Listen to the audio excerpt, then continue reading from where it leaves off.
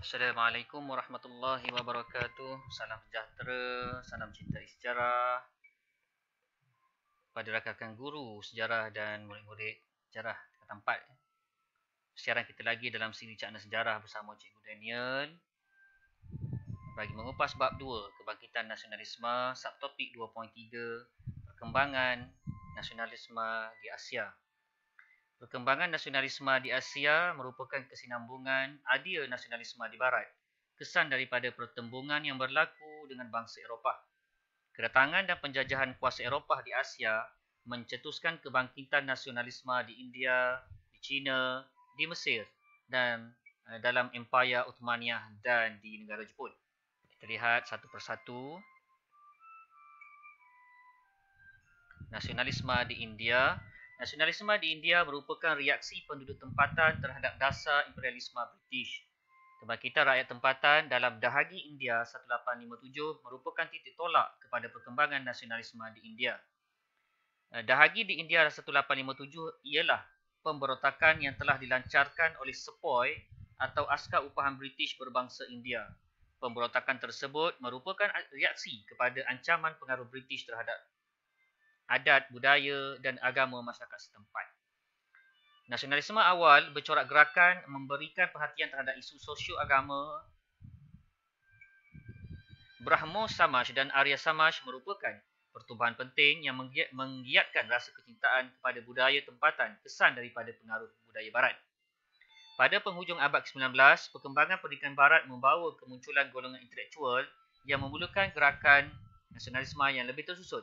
Mereka menubuhkan persatuan politik yang menyuarakan pandangan seperti Kongres Kebangsaan India atau Indian National Congress INC pada 1885 dan Liga Muslim pada 1906. Pada awal abad ke-20 muncul gerakan bersifat keras yang diketuai oleh nasionalis radikal seperti Bal Gagandhar Tilak dan Bipin Chandrapal. Mereka menggerakkan semangat penentangan secara militan. Selepas Perang Dunia Pertama, INC memperlihatkan dasar tidak bekerjasama dengan British. Tindakan ini diterajui oleh Mahatma Gandhi yang menjadikan Satyagraha sebagai pegangan untuk menggerakkan nasionalisme di India. Satyagraha bermaksud berpegang teguh kepada kebenaran. Konsep Satyagraha menjadi asas perjuangan tanpa keganasan. Selepas Perang Dunia Kedua, INC dan Liga Muslim membentuk jawatan kuasa khas bagi merangka rancangan pembahagian India iaitu India dan Pakistan. Pada 14 Ogos 1947, Pakistan diumumkan sebagai negara merdeka dengan Muhammad Ali Jinnah sebagai Gubernur Jeneral Pakistan.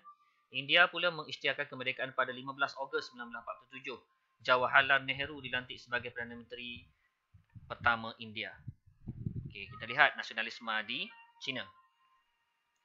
Nasionalisme di China bertujuan mengukuhkan peradaban China dalam kalangan orang China daripada ancaman penguasaan politik dan ekonomi oleh kuasa asing. Nasionalisme China bermula dengan penentangan terhadap kelemahan pemerintahan dinasti Manchu, kerajaan Manchuria yang dianggap sebagai orang luar dan kehilangan mandat. Masyarakat China turut hilang kepercayaan terhadap dinasti Manchu yang gagal menghalang kemasukan pengaruh barat. Gerakan nasionalisme seterusnya bercorak anti-barat kerana menentang cabut tangan kuasa barat di China. Tokoh yang mempelopori gerakan kebangkitan rakyat di China adalah Dr. Sun Yat-sen. Beliau mengemukakan 3 prinsip rakyat San Min Chu-ai sebagai ideologi perjuangan, iaitu nasionalisme, demokrasi dan kebajikan sosial. Prinsip ini menjadi asas kepada gerakan revolusi China 1911 yang berjaya menumbangkan pemerintah dinasti Manchu dan kemunculan pemerintah republik di China. Okay, seterusnya kita lihat ibu kotanya di negara Turki ya. Nasionalisme dalam Empayar Uthmaniyah dan Mesir. Nasionalisme Empayar Uthmaniyah dan Mesir lahir daripada kesedaran untuk mempertahankan sistem pemerintahan Islam dan agama Islam yang diancam oleh imperialisme barat pada abad ke-19. Kesedaran tersebut mencetuskan gerakan Pan-Islamisme dan gerakan Islah. Okey, kita lihat gerakan Pan-Islamisme. Pada tahun 1883, Syed Jamaluddin Al-Afghani menubuhkan kumpulan yang diberi nama Al-Urwah Al-Wuthqa, ikatan yang kuat, ditubuhkan untuk memperkuat rasa persaudaraan dan membawa umat Islam kepada kemajuan. Pertubuhan ini menerbitkan akhbar Al-Urwah Al-Wuthqa untuk menyebarkan idea pan-Islamisme iaitu seruan penyatuan persaudaraan umat Islam di seluruh dunia untuk bangkit menghalang perluasan kuasa barat. Pada tahun 1914, Empayar Uthmaniyah mengeluarkan fatwa menyeru umat Islam yang ditindas penjajah barat bangkit berjuang bersama-sama dengan Empayar Uthmaniyah. Pemerintah Empayar Uthmaniyah iaitu Khalifah Abdul Hamid II menggerakkan idea pan-Islamisme. Gerakan ini mendapat sokongan umat Islam di seluruh dunia termasuk tanah Melayu. Contohnya kebangkitan Tok Janggut menentang British di Kelantan pada tahun 1915. Manakala gerakan Islah merujuk kepada gerakan pemulihan Islam juga dipelopori oleh Sayyid Jamaluddin Al-Afghani dan Syekh Muhammad Abduh. Imperialisme Barat di Mesir menyebabkan berlakunya pertembungan kebudayaan antara Eropah dan Amerika dengan kebudayaan tempatan yang mengubah budaya dan tradisi kepercayaan masyarakat tempatan. Dengan itu, gerakan Islah menyeru umat Islam berpegang pada ajaran Islam yang sebenar, berpandukan Al-Quran dan Hadis, serta memperbaik kehidupan masyarakat untuk melepaskan diri daripada penjajahan. Okay, dan kita lihat nasionalisme bagi negara Asia yang terakhir iaitu Jepun. Nasionalisme di Jepun pula digerakkan oleh pemerintah Jepun disebabkan kesedaran untuk mencapai kemajuan bagi mengelakkan ancaman imperialisme barat oleh pemimpin agung Jepun iaitu Maharaja Mikado Meiji pada 1868. Mikado Meiji telah melancarkan gerakan pemulihan Jepun dengan menekankan pemodenan mengikut model barat supaya Jepun dihormati oleh kuasa barat. Prinsip dan semangat Bushido dijadikan asas membina nasionalisme dalam kalangan rakyat dan pemerintah semasa era pemulihan Meiji.